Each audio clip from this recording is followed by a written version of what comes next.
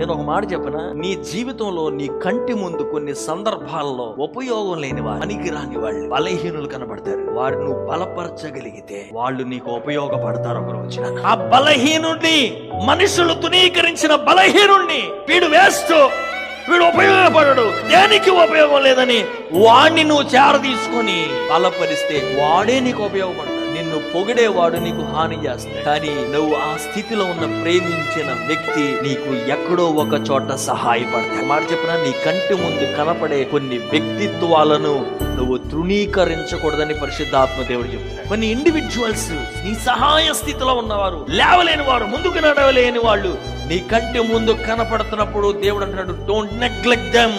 వారిని తృణీకరించొద్దు. వారికి నువ్వు సహాయపడితే వారిని దేవుడు నీకు సహాయంగా మారుస్తాడు. ఆయన చేతులెత్తి హల్లెలూయా చెప్పండి.